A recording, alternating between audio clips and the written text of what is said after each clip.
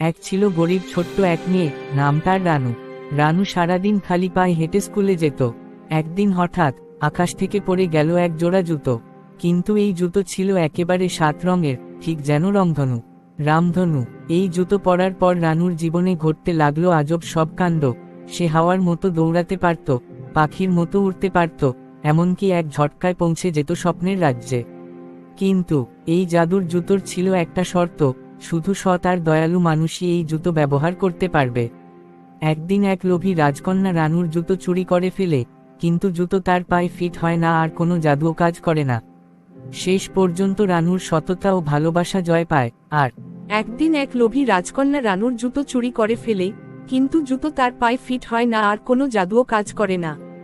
শেষ পর্যন্ত রানুর সততা ও ভালোবাসা জয় পায়, আর জাদুর জুতো ফিরে আসে তার কাছে। এবার তবে ভিডিওটি শুরু করা যাক। বাবা ওঠ এবার, দেখ আলো ফুটেছে, আর কত ঘুমাবি? মা, আর একটু। কাল রাতে তোমার পায়ে তেল মালিশ করতে করতে কখন যে ঘুমিয়ে পড়েছি টেরই পাইনি।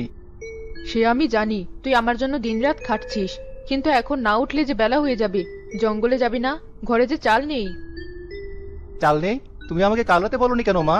আমি তো ভাবলাম আরো দুদিন চলে যাবে। তুমি কিছু খাওনি? আরে না না, আমি খেয়েছি, কালকের পান্তা ছিল। তুই চিন্তা করিস না, তুই আগে নিজের জন্য ভাব। আমার কথা পরে, তোমার পায়ের ব্যথাটা কমলেই আমার সব ব্যথা চলে যাবে। তুমি দেখো মা, আজ আমি অনেক কাঠ কেটে আনবো। সেই টাকা দিয়ে তোমার জন্য শহরের বড় ডাক্তারের কাছে থেকে সবচেয়ে ভালো ওষুধটা নিয়ে আসবো। ডাক্তার কি বলেছিল মনে নেই? ওই ওষুধটা নিয়মিত খেলে তোমার ব্যথা একদম ভালো হয়ে যাবে। ওই ওষুধের যে অনেক দাম বাবা, তুই এত টাকা কোথায় পাবি? তার চেয়ে বরং তুই একখানা জুতা কিনে নিস তোর জন্য। তোমার সুস্থতার চেয়ে বড় আমার কাছে আর কিছুই নেই। বাবা তো আমাকে দেখে যেতে পারেননি। তুমি আমার বাবা, তুমি আমার মা। তোমাকে ভালো রাখার দায়িত্ব আমার। তুমি শুধু দোয়া করো যেন আজ ভালো দেখে একটা বড় গাছ পাই। সৃষ্টিকর্তা তোর সব ভালো চাওয়া পূরণ করুক বাবা। আয়, দুটো মুড়ি আছে, খেয়ে নি। না মা, তুমি খাও। আমি জঙ্গল থেকে ফেরার পথে কিছু ফল পেরে নেব। আমার জন্য ভেবো না। সাবধানে যাস বাবা, আর জীবন্ত গাছে কুঠার লাগাস না, সৃষ্টিকর্তা নারাজ হবেন। সে তুমি চিন্তা করো না মা, আমি তোমারই ছেলে।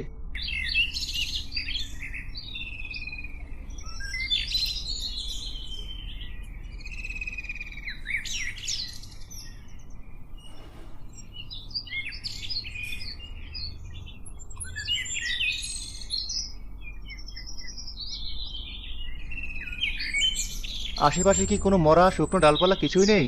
মা ঘরে একা, তাকে খাওয়াতে হবে, তার ওষুধ কিনতে হবে। কত দেরি হয়ে যাচ্ছে। উফ, পায়ে কি একটা ফুটলো।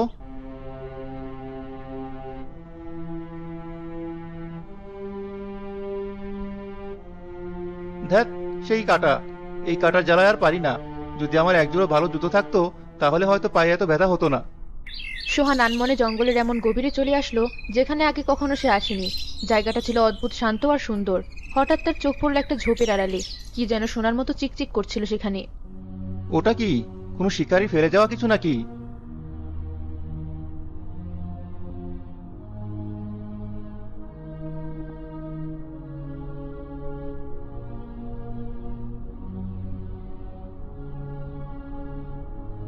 এ কি অবস্থা তোমার? তুমি ভয় পেও না, আমি তোমাকে সাহায্য করতে এসেছি। আমি তোমার কোনো ক্ষতি করব না। ভয় পেও না, শান্ত হও। আমি তোমার বন্ধু। দাঁড়াও, আমি এখনই ওষুধ নিয়ে আসছি। সোহান কিছুক্ষণের মধ্যেই রক্ত বন্ধ করার জন্য কিছু জংলি পাতা জোগাড় করে ফেললো। একটা পাথর দিয়ে থেতলি সেটার প্রলেপ তৈরি করলো সে।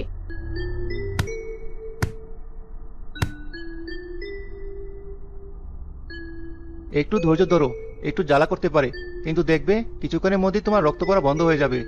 আহারে, কি ভীষণভাবে আঁচড় দিয়েছে। নিশ্চয়ই কোনো দুষ্টবাগের কাজ। ঔষধি পাতার গুণে হরিণটির রক্ত পড়া ধীরে ধীরে বন্ধ হয়ে আসলো। সে কিছুটা সুস্থ বোধ করলো। বড় তৃষ্ণার্ত আমি, একটু পানি এনে দেবে ভাই? কে কে কথা বললো? তুমি কথা বলতে পারো? হ্যাঁ, আমি কথা বলতে পারি। তুমি ভয় পেও না, তুমি আমার প্রাণ বাঁচিয়েছো। তোমার কোনো ভয় নেই। আমার গলাটা শুকিয়ে কাঠ হয়ে গেছে। দয়া করে একটু পানি দাও। হরিণটির কাতর অনুনয়ে সোহান কাছের নদী থেকে তার ছোট্ট পানির পাত্রটি ভরে নিয়ে আসলো। এই নাও, পানি খাও। আস্তে আস্তে খাও। তোমার মনটা খুব পবিত্র। এই জঙ্গলে সবাই আসে নিজের স্বার্থে, কিছু নেওয়ার জন্য, কিন্তু তুমি এলে আমাকে সাহায্য করতে, কিছু দেওয়ার জন্য। আমি তোমার উপর অত্যন্ত প্রসন্ন হয়েছি। এ আর এমন কি বড় কাজ, যে কোনো প্রাণী বিপদে পড়লে তাকে সাহায্য করাই তো মানুষের ধর্ম। এই ধর্ম আজ আর কজনে পালন করে? সবাই শুধু নিজের কথাটাই ভাবে। আমি তোমাকে পুরস্কৃত করতে চাই। বলো তুমি কি চাও? তুমি যা চাইবে আমি তাই দেব। না না, আমার কিছু চাই না। তোমাকে সুস্থ দেখে আমার খুব ভালো লাগছে, এটাই আমার সবচেয়ে বড় পুরস্কার। আমি এখন আসি, আমাকে কাঠ কেটে বাড়ি ফিরতে হবে। দাঁড়াও, যে নিঃশর্তভাবে উপকার করে তাকে খালি হাতে ফেরানো আমার নিয়ম নয়। তোমাকে কিছু একটা নিতেই হবে। তোমার মনের সবচেয়ে বড় ইচ্ছাটা আমাকে বলো, কোনো দ্বিধা করো না। যদি কিছু দিতেই চাও তবে আমাকে একজোড়া মজবুত জুতো দাও। জঙ্গলে পথে হাঁটতে আমার খুব কষ্ট হয়, পায়ে কাটা ফোটে, পাথর লাগে। মা খুব চিন্তা করে। একজোড়া ভালো জুতো পেলে আমার পায়ের আরাম হবে, আর মাও নিশ্চিন্ত থাকবে। শুধু একজোড়া জুতো? তুমি তো হীরা মণি মাণিক্য যা খুশি চাইতে পারতে। ওসব দিয়ে আমি কি করব?